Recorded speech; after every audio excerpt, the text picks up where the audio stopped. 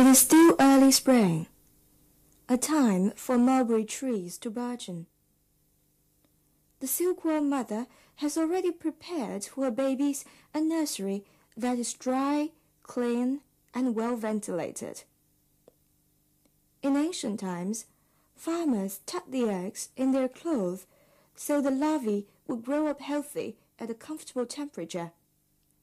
Nowadays, silkworm farms distribute eggs already incubated to individual farm household.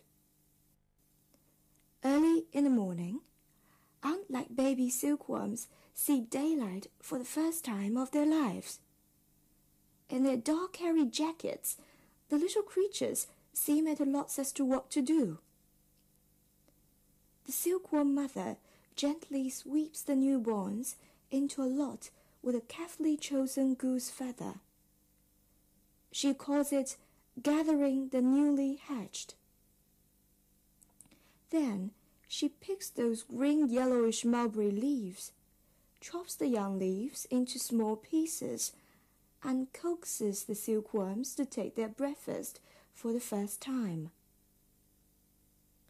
For the silkworm mother, the days and nights ensued are bound to be filled with fatiguing work and loss of sleep. Under such great care, the larvae will fall into a deep sleep every 3 or 5 days. Motionless, they usually sleep for a day or two, after which the old skin is shed and a new one on.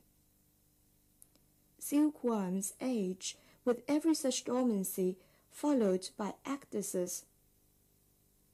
As there are 4 dormancies throughout the span of their lives, silkworms are said to go through 5 ages. Aside from sleep, baby silkworms have developed unique dietary patterns that explain the astonishing rate at which they grow.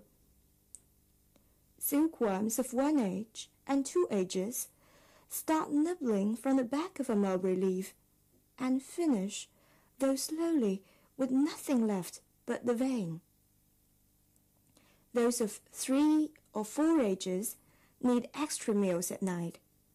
As they can move more freely, they will start from the edge of leaves. 5-age-old silkworms gorge themselves with mulberry leaves, including more tender veins. Only by doing so can they grow miraculously bigger and fatter. There is finally a day when a rearing tray becomes overcrowded. The siblings have to make do with the floor. Their chests become transparent, and the silk gland inside is filled with fibrin from the amino acid in mulberry leaves. It's time to climb up the cocooning frames and spin silk.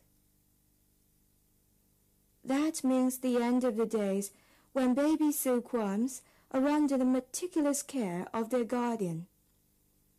Having lost their amazing appetite, matured silkworms slowly mount the frames already prepared by the silkworm mother. Pacing back and forth on the way, they keep on nodding their small heads to their caretaker as if bidding farewell. The silkworm can continuously spin silk strands that stretch over 1,000 meters each from its tiny translucent body. Perhaps as a reward to the silkworm mother who has languished for the little thing. After mounting the frames, the cocooning silkworm has to exuviate once more and transform into a pupa. That is when it becomes as frail as a strand of silk. Out of self-protective instinct, the smart creature would close the cocoon to fend off its natural enemies. The cocoon is so quiet, as if lifeless. Yet in there, restless metamorphosis is underway. From a baby silkworm to a pupa with hairy feet, then a pair of compound eyes, then a pair of wings before the chest, and a moth feet between the wings. In a week, the pupa inside the cocoon will turn into a moth. It can secrete from its mouth a yellow liquid called lytic enzyme that will break a small hole in the solid shell of the cocoon. And from there, it finds the way to the bigger world.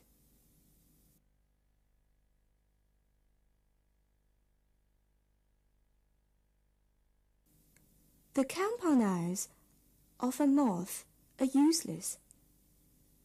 To find a soulmate, the female moth will secrete a hormone deadly attractive to the opposite sex.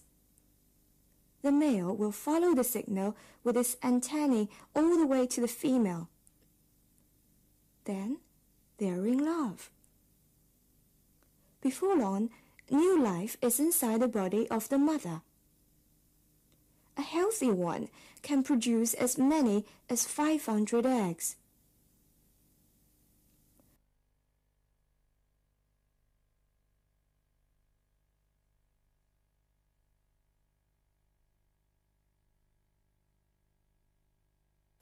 Cocoons used for reeling must be intact.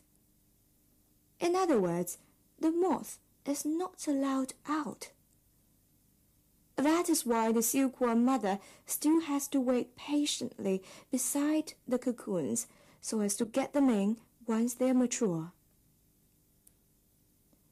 The silence is broken by a harvesting mood.